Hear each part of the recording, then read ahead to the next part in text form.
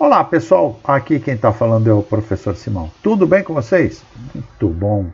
Turma, um número significativo de seguidores meus tem solicitado aí que eu postasse aulas sobre fadiga, né? Então, concebi aí 5 videoaulas, sendo que essa é a primeira.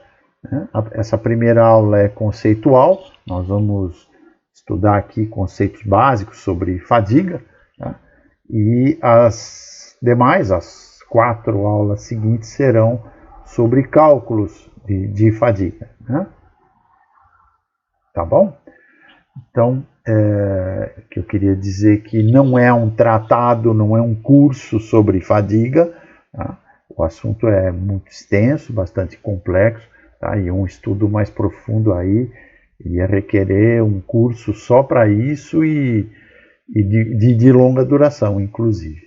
Tá? Mesmo assim, para se esgotar esse assunto é bastante difícil. Tá bom? Uma coisa que eu queria acrescentar é que tudo que eu apresento aqui na tela, né, que funciona aí para vocês como uma lousa, tá? Eu escrevo também, eu mostro por escrito, para que as pessoas que tenham alguma deficiência auditiva também possam acompanhar. Tá? Além disso, muitos alunos e seguidores gostam de fazer caderno, né? Então, que aliás eu recomendo. Tá? Uma das formas mais eficientes aí de se aprender é copiar a matéria da lousa. Tá? Porque Ctrl+C e Ctrl+V não ensina nada, copiar a matéria, né, conscientemente ajuda a aprender. Tá? Uma outra coisa também é que eu disponibilizo aí nos botões do meu canal, eu vou mostrar no final, um link para vocês baixarem uma calculadora científica gratuita, um emulador, tá? Um HP, para vocês fazerem os cálculos dos meus cursos com calculadora. Tá? É claro que para trabalhar depois, para prestar serviços, para trabalhar na empresa, vocês vão utilizar os softwares. Vão utilizar o CAD, o software Sky, fazer simulações com o método dos elementos finitos, toda essa maravilha moderna que tem. Mas para aprender, tá? Para entender a parte técnica, tá? E não operar software, é preciso fazer os cálculos com calculadora, né? Ou seja, colocar a mão na massa. Tá certo? Tá bom, turma? Então é isso aí. Vamos continuar. Vamos lá, vamos começar. Bom, ao submetermos um componente metálico, seja ele de máquina, né, ou de estrutura, a um número excessivo de ciclos de tensão, o resultado será a fratura do mesmo com tensões muito menores do que o elemento iria falhar em condições estáticas, né, nas solicitações estacionárias. Tá? Então, quando ele está sujeito à fadiga, tá? Ele está sujeito à fratura, tá? A tensões menores do que aquelas a que vocês dimensionaram, né? Seja flexão, tração, compressão, cisalhamento, esmagamento, verificações da flambagem. Tá? Se ele estiver sujeito à fadiga, é um modo de falha adicional que surge aí. Tá bom? Muito bem. Bom, o termo fadiga é usado para descrever esse modo de falha devido a ciclos repetidos de tensão. Né? O que são ciclos repetidos de tensão? Façam uma experiência aí. Peguem um clipe aí na mesa de vocês, um clipe de papel, tá? Desentortem o clipe, tá? E flexionem esse clipe. Tá? Pega nas extremidades e flexiona para cima e para baixo, até ele romper. Ele vai fraturar devido à fadiga do material. Tá? Se vocês encostarem o dedo na extremidade que rompeu, vocês vão ver que ela vai estar aquecida. Tá? Porque vocês transferiram energia do movimento, tá, para a estrutura interna do material e causaram uma ruptura por fadiga. Tá? Então, o que vocês fizeram com a mão? Ciclos repetidos de tensão, para cima e para baixo, para cima e para baixo. Tá? Então, podemos chamar esse modo de falha de fratura progressiva, tá? Que a gente vai comentar daqui a pouco. né? Então, um fenômeno no qual foram observadas duas características importantes. Vamos lá. O número de ciclos de tensão é mais significativo do que o tempo de operação. Tá? Vocês podem comparar com os manuais dos automóveis, né? Você compra um carro zero, as revisões. Tá? Ou vai por quilometragem, tá? Que seria o equivalente a ciclos, tá? Ou por tempo de operação, ou por tempo que você comprou, o tempo que você comprou o veículo. Tá? Então, só para fazer uma analogia aí. Tá? Então, no caso, o número de ciclos de tensão é mais significativo do que o tempo de operação. Tá bom? Outra coisa que interessa muito nos projetos. Materiais ferrosos solicitados abaixo de um determinado valor limite podem suportar um número indefinido de ciclos de tensão sem falhar. Tá? Isso é de altíssimo interesse nos projetos. Então, são duas características importantes. Tá? Então, a gente tem que manter o material que nós usamos no projeto, tem que ficar abaixo desse valor limite. Tá bom? Turma, é grande a quantidade de estudos sobre fadiga e a teoria da fratura em geral. Tá? E, como eu falei no início, não é nosso objetivo aqui a gente se estender sobre o tema. Tá? Mas apenas fazer uma introdução conceitual, tá? E essa aula de hoje é inteiramente conceitual, para que as próximas 4 aulas de dimensionamento mecânico à fadiga possam ser compreendidas. Tá bom? Falando em teoria da fratura, eu queria mencionar rapidamente que existem inúmeros modos de falha, tá? Dentro que vocês já conhecem, da mecânica da resistência de materiais, né? Da fadiga, tá? Existe um outro modo de falha, que é quando os materiais, com o aço, por exemplo, submetido a baixíssimas temperaturas, ele fica mais frágil. Tá? Então, ele apresenta um comportamento diferente do que a temperaturas ambientes. Então, cuidado se vocês trabalharem em países frios, né, ou fizerem projetos que tendem a operar a temperaturas mais baixas. O aço fica mais frágil. Então, tem que tomar muito cuidado com a questão teórica e prática. Tá? Eu já vou comentar um pouquinho a respeito dos processos mais empíricos aí de projeto. Vamos lá. Bom, esses estudos sobre fadiga têm seguido duas linhas. A primeira é a pesquisa fundamental. O que é a pesquisa fundamental? A pesquisa científica, gente. Tá? Onde se utiliza a teoria mecânica, a metalurgia, a química, tá? Analisa-se a estrutura do material, né? Analisa-se a mecânica estrutural interna, né? A estrutura da matéria, né? Propriamente dita, tá? Procurando explicar o fenômeno cientificamente. Essa é uma linha, tá? Uma linha de estudo. Tá? Uma outra linha é a das investigações quantitativas empíricas, ou seja, experimentais, tá? Para fornecer informações específicas para aquele projeto, tá? Para análise experimental de um projeto específico, daquele projeto que você está fazendo. Tá? Ela consiste também, né, na aplicação da análise estatística inferencial. O que é a análise estatística inferencial? Não é só aquela estatística descritiva que faz o diagrama de barras bonitinho e tal, né? Diagrama de setores para mostrar dados. Não, é uma estatística associada à probabilidade. Tá? A estatística é a probabilidade usada pela engenharia de confiabilidade. Qual a probabilidade de falha? Utiliza distribuições de probabilidade, são funções matemáticas. Tá? Então, aplica essa análise estatística inferencial aos resultados de testes em máquinas de ensaios, lá nos laboratórios de ensaios mecânicos. Tá? Utiliza também métodos de delineamento de experimentos, como o DOE, tá? Simulações computacionais, como o método dos elementos infinitos, super importante. Tá? Na simulação, além de todas as vantagens, tá, de análise, quando bem feita, quando conhecida, tendo a base mecânica necessária, tá? Você economiza material, tá? Não precisa destruir amostras ou não precisa destruir tantas amostras, que pode ser um processo bastante caro. Tá? Você faz análise pelo computador, certo? Tá? Então pode eliminar ou reduzir o número de destruições de amostra. Tá? Então esses métodos são amplamente empregados para as análises de engenharia. Então, o que eu vou falar se aplica mais para o pessoal mais inexperiente, né? Ou está estudando por enquanto, não começou a trabalhar. Tá? Não é simplesmente saber operar um software e saber fazer os cálculos, né? Aí vocês fazem um trabalho para a escola e entrega para o professor o projeto, os desenhos e o memorial de cálculo.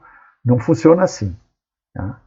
Na realidade, você tem que fazer o projeto, escolher material, muitas vezes fazer testes do material providencial, testes de material específico para aquilo que você está utilizando. Não basta simplesmente pegar o catálogo da acearia, o catálogo do fornecedor.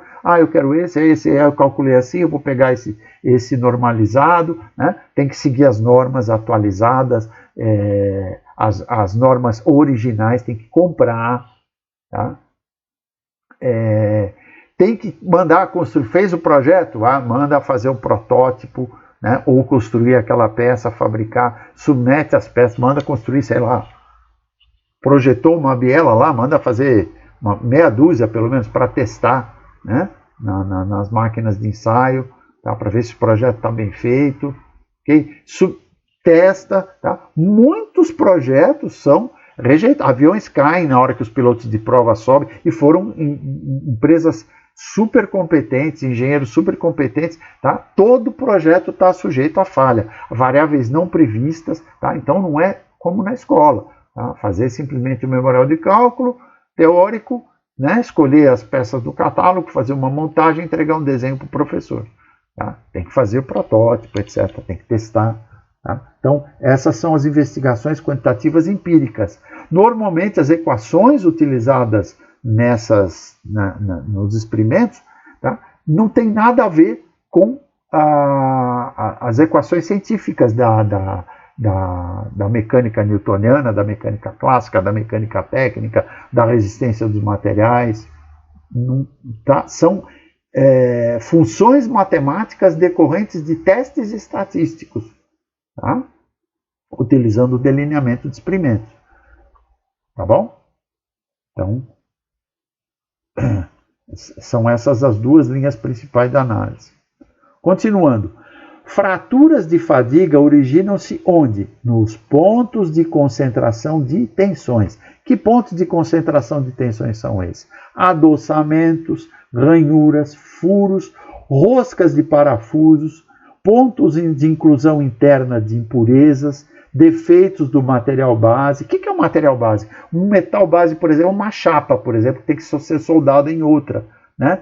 O material de adição é a solda que vai unir as duas chapas, é o material que vai ser fundido, é o eletrodo ali que vai ser fundido para soldar as chapas, tá? Ok? Então, nas soldas, por exemplo, pode haver infiltração de hidrogênio, um cuidado que a gente tem que tomar na fábrica, por exemplo, é conservar os eletrodos em estufas, né? Isso aqui a gente chama de cochicho na fábrica, tá? Para quê? Para mantê-los livres da umidade. A umidade pode acarretar o quê? A inclusão de hidrogênio, né? Da água da umidade nos eletrodos. E isso passa para o metal de adição, tá? Isso vai causar porosidade nos cordões de solda. Existem inúmeros outros defeitos de solda, tá? Que eu aconselho vocês a estudarem, tá bom? Muito bem. Bom, as trincas, né, iniciam-se nesses locais. Que locais? Nos pontos de concentração de tensões. E em seguida propagam-se através da seção transversal até que as regiões remanescentes dessa seção transversal, as regiões sem trincas, sejam insuficientes para resistir às forças aplicadas. Então, a fratura ocorre subitamente. Ou seja, é aquela velha história. Começa com uma pequena fissura, começa com uma pequena trinca, que por enquanto não afeta a área da seção transversal. Tá coberto ali pelo coeficiente de segurança. Ok? Então, está prevalecendo o teu cálculo de projeto. Tá? À medida que essa trinca vai se expandindo, ela vai se propagando através da seção transversal, ela vai reduzindo a área resistente. Tá? Até que chega um momento que essa seção transversal não é mais suficiente para... A área da seção transversal não é mais suficiente para resistir aos esforços. Aí a peça entra em colapso. Tá? Nos projetos de componentes estruturais e de elementos de máquinas, em que o carregamento é flutuante ou cíclico, como no exemplo do clipe que eu falei, a gente tem que tomar medidas com relação à fadiga, nesses casos aqui. Ó, tá? Por exemplo, quando o tráfego passa sobre uma ponte, os componentes estruturais dessa ponte sofrem cargas que flutuam acima e abaixo das ações permanentes, que são aquelas cargas estacionárias que atuam sempre, para as quais você prevê a ponte. Tá? O carregamento do tráfego que vai passar por ela, tá? O peso próprio dos elementos estruturais, né? São as cargas estacionárias. Tá? Só que na hora que os veículos passam, os caminhões, os automóveis, os ônibus, tá? A ponte sofre cargas que flutuam acima e abaixo dessas ações permanentes. Então a ponte balança, sobe e desce. Tá? Claro que dentro de certos limites. Muita gente fica assustada, né? Eu passo às vezes com um carro em cima de uma ponte, a ponte balança, a minha mulher fica desesperada. Nossa, está balançando, meu Deus. Eu falei, graças a Deus está balançando. Se ela não balançasse, se a ponte fosse rígida, tá? As vibrações, a energia das vibrações dos veículos transmitida a ela, assim como da vibração natural dos ventos, etc., faria com que ela entrasse em colapso. Então não pode ser rígida, não pode ser inteiramente rígida. Tá? Ok? Um outro exemplo, o virabrequim de um automóvel está sujeito a um carregamento cíclico cada vez que o motor é ligado. Então, por exemplo, o virabrequim é aquele eixo de manivelas que aciona as bielas dos pistões para cima e para baixo, para cima e para baixo, para cima e para baixo. Então ele submete a biela, dentre outros componentes, tá, a uma carga de tração, compressão, tração, compressão, tração, compressão. É um comportamento cíclico, tá, que sujeita a biela, dentre outros, além dos esforços de tração e compressão, tá, e a flambagem e etc., tá, ela é sujeita a fadiga. Ok? Outro exemplo, os cabos de aço de um elevador sofrem cargas ao serem solicitados a tração na partida e no trajeto, e choques no impacto das paradas. Tá? Então, super perigosa aquela brincadeira, né, que a garotada faz para impressionar as meninas no elevador, né, ficar pulando no elevador dando risada, né, para mostrar que é corajoso, etc. E tal. E a menina fala, ai meu Deus, para, né? Isso aí é muito perigoso, tá? Porque, embora os projetos dos cabos de aço dos elevadores sejam, até o piso do elevador, né? Seja projetado para suportar determinados esforços, eles são projetados para suportar as cargas de serviço, não cargas não previstas. Tá? Então, tudo bem, tem um coeficiente de segurança para compensar um pouco, tá? Mas é extremamente perigoso, depende do estado dos cabos. Tá? Já podem estar sem cabos velhos, o cabo de aço já pode estar um pouco desfiado, sem manutenção, ok? Não lubrificado, e pode causar acidente, pode romper sim por fadiga e causar acidente. Tá? Então, cuidado com essas brincadeiras aí. Né? Bom, dependendo da necessidade específica, testes de fadiga podem ser realizados em amostras submetidas a cargas axiais, né, tração, compressão, torção, flexão, cisalhamento, esmagamento ou combinadas, como flexotorção. Tá? A gente vai concentrar nossa atenção aos elementos submetidos à flexão. Lembrando que na flexão, a flexão na verdade consiste de esforços conjugados de tração e compressão na seção transversal. Então aquele elemento que sofre uma carga transversal, né, uma viga, por exemplo, submetida a uma carga transversal de flexão, tá, acarreta um esforço de compressão nas fibras superiores e de tração nas fibras inferiores. Então acima da linha neutra, as fibras estão sendo comprimidas na direção da incidência da carga. E nas fibras inferiores, as fibras estão sendo tracionadas. Tá? Então, por trás desse esforço de flexão, o que ocorre é tração e compressão na seção transversal. Tá? Compressão acima da linha neutra e tração abaixo da linha neutra. Ok? E um outro exemplo disso é que o esforço de torção, o que está por trás do esforço de torção, na verdade, é o cisalhamento. Tá? Ok? Para fazer uma analogia aí.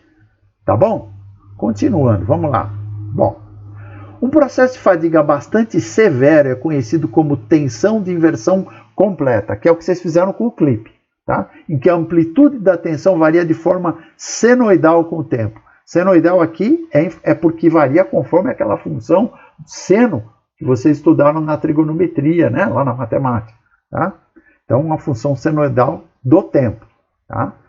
Do tipo seno de ômega t, né?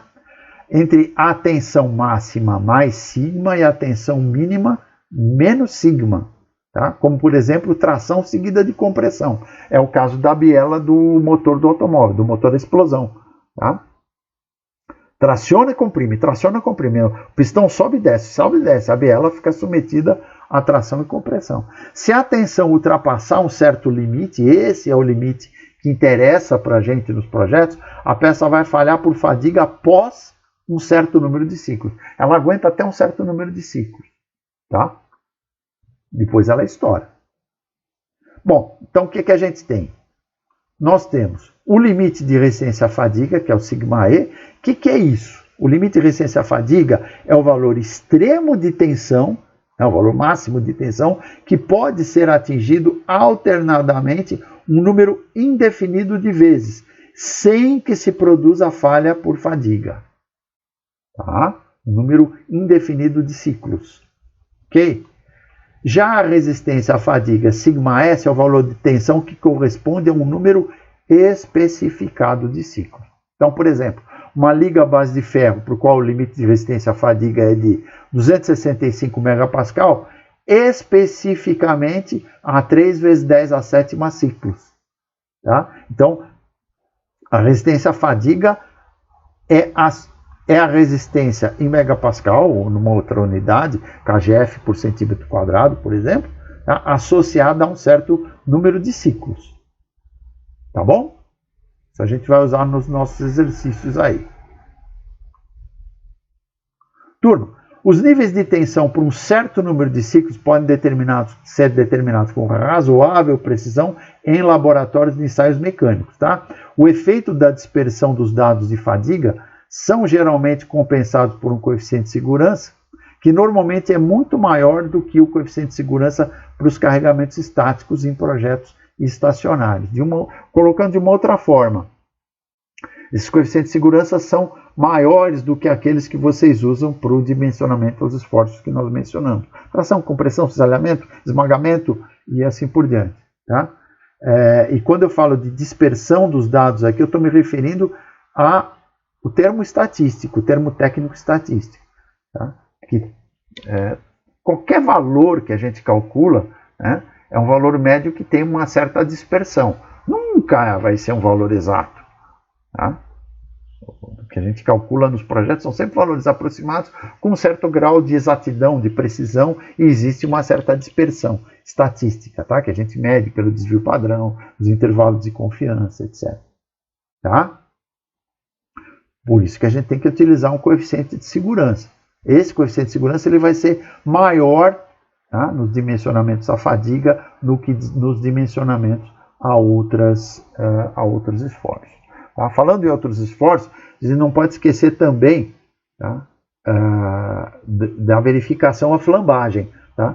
Quando você tem um elemento esbelto, ou seja, um elemento cujo comprimento é muito grande com relação à área da seção transversal, a gente diz que esse elemento é esbelto. Tá? Existe um coeficiente, né, de esbelteza aí que a gente usa para medir isso. Tá? A gente aprende em resistência dos materiais. Tá? Para quê? Para a verificação à flambagem. Então, quando você dimensiona um determinado elemento à compressão, ele está sujeito à compressão, tá?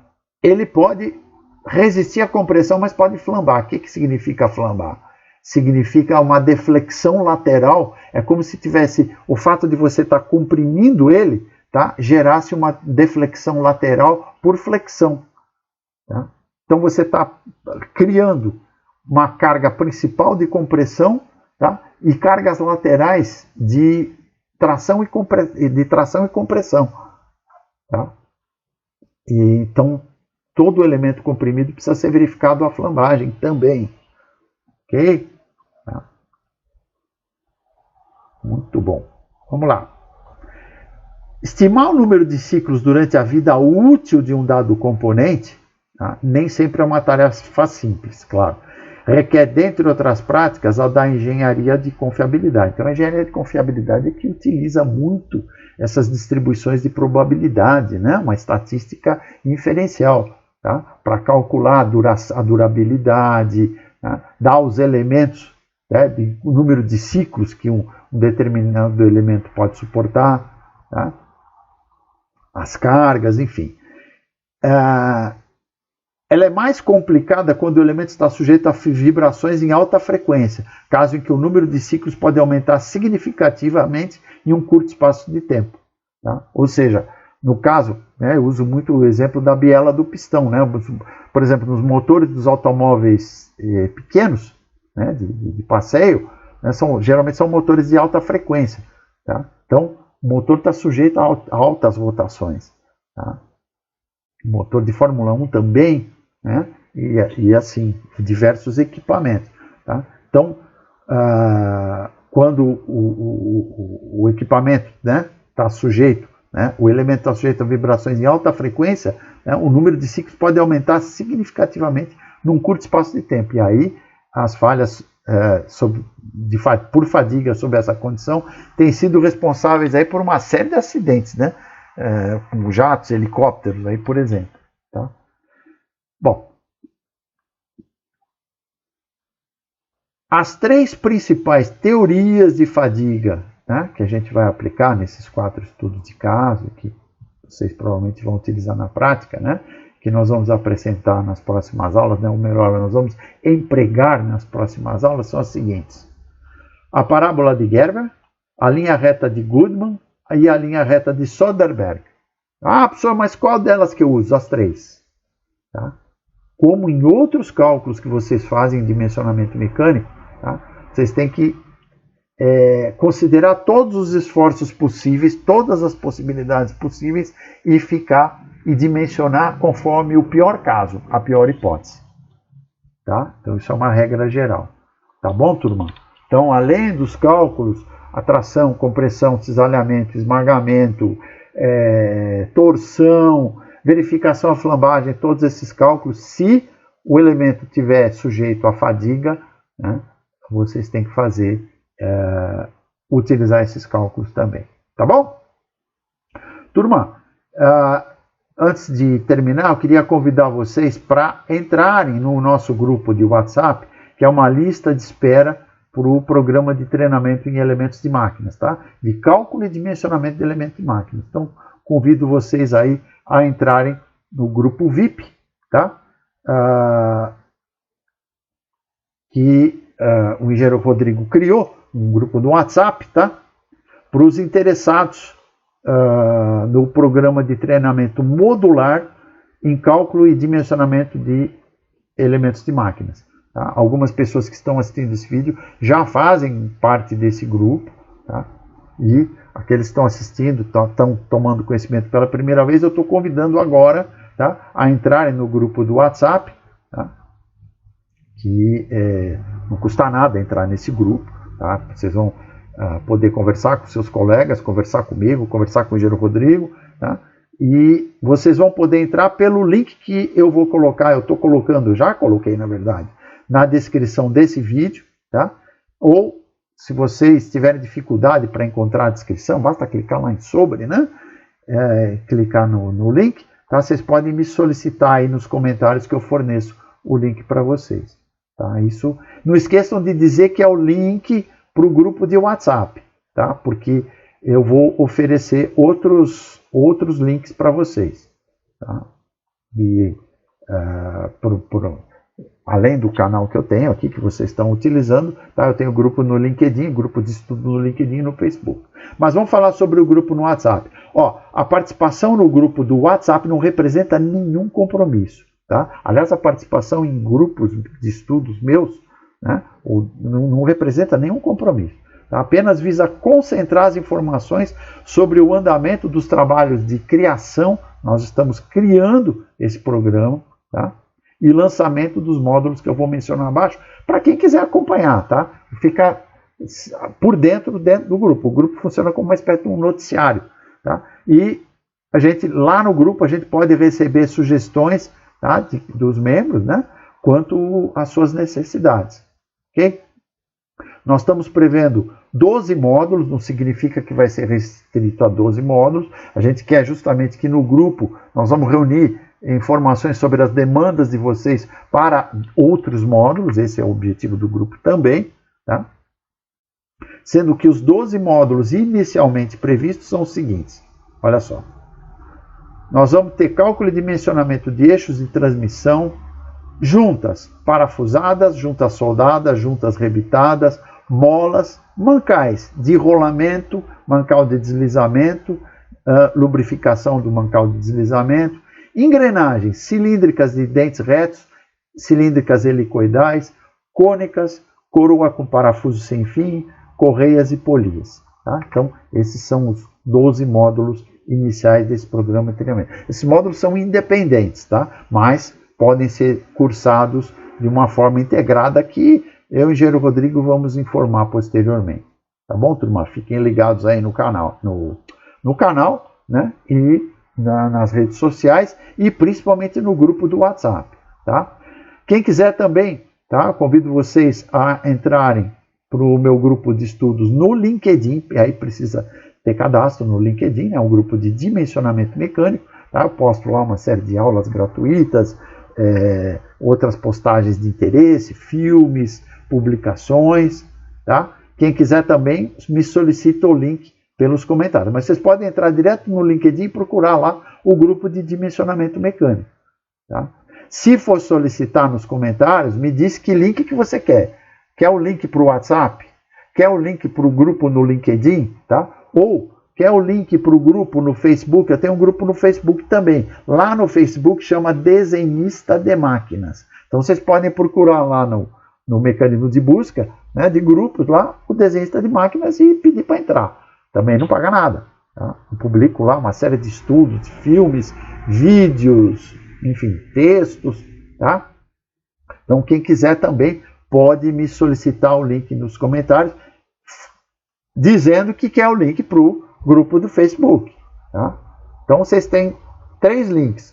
O do Elementos de Máquinas, o programa de treinamento de elementos de máquinas, está na descrição. Quem quiser o link, fala, professor, eu quero o link me passa o link para o grupo do WhatsApp. Quem quiser para o LinkedIn, me passa o link para o LinkedIn. Quem quiser o do Facebook, me passa o link para o Facebook. E assim por diante. Tá bom, turma? E, obviamente, como vocês estão assistindo esse vídeo pelo meu canal no YouTube, tá? Eu convido vocês a se inscreverem. Em se inscrevendo, acionem o sininho aí para receber as notificações de novas postagens, tá? E, se vocês gostaram do vídeo, deem aí o seu like, tá? Quem quiser falar comigo também, pode me escrever, tá aqui o meu e-mail, tá?